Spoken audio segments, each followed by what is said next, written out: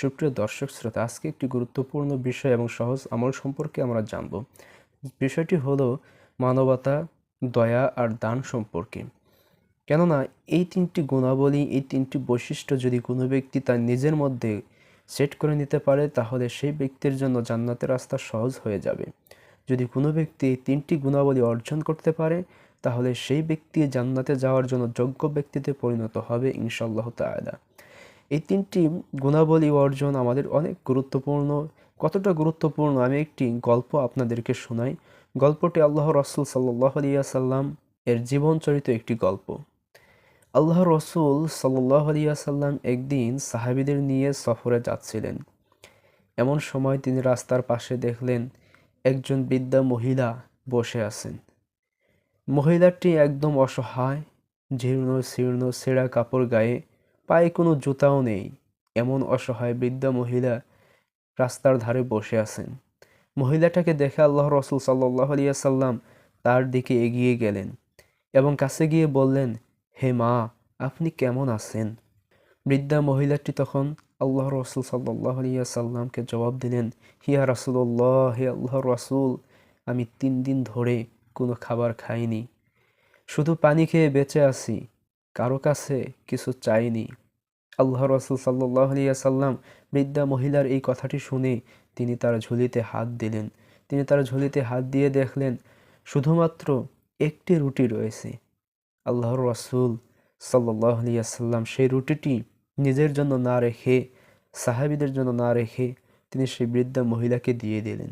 বৃদ্ধা মহিলা চোখের পানি ফেলতে ফেলতে সেই রুটিটি হাতে নিলেন এবং বলতে লাগলেন, হে আল্লাহ, যে আমার কষ্ট দূর করে দিল, যে আমার কষ্ট দেখে তার একমাত্র রুটি আমাকে দিয়ে দিল, তুমি তাকে জান্নাত দান করো, তুমি তার সমস্ত গুনাহ ক্ষমা করে দাও। রাসূলুল্লাহ সাল্লাল্লাহু আলাইহি ওয়াসাল্লাম তখন সাহাবীদের বললেন, হে সাহাবীরা, জান্নাত অনেক বড়, অনেক টাকা, অনেক পয়সা, অনেক অর্থ সম্পদ দিয়ে কেনা যায় না, বরং মাঝে মাঝে চোখের এক ফোঁটা পানি জান্নাত কেনা যায়। এক ফোঁটা পানির বিনিময়ে জান্নাত পাওয়া যায়, একটি রুটির বিনিময়েও জান্নাত পাওয়া যায়।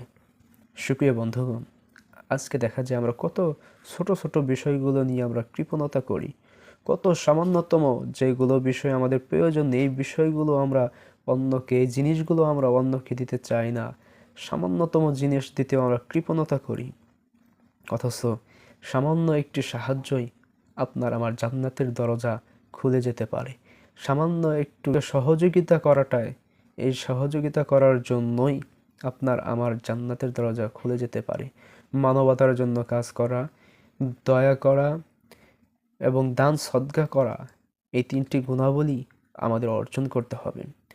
হাদিসে আসছে, লা ইয়ারহামুল্লাহ মান লা ইয়ারহামুন নাস, যে ব্যক্তি মানুষের প্রতি দয়া করে না, আল্লাহ রাব্বুল আলামিনও তার প্রতি দয়া করে না। এই জন্যই মানবতার কাজে আমাদের এগিয়ে যেতে হবে, দান খয়রাত আমাদের বাড়াতে হবে, মানুষকে সহযোগিতা করতে হবে নিজের সর্বোচ্চটা দিয়ে। কৃপণতা করা যাবে না, কৃপণতা থেকে আমাদের বিরত থাকতে হবে। আল্লাহ রাব্বুল আলামিন এই তিনটি গুণাবলী আমাদের অর্জন করার তৌফিক দান করুক।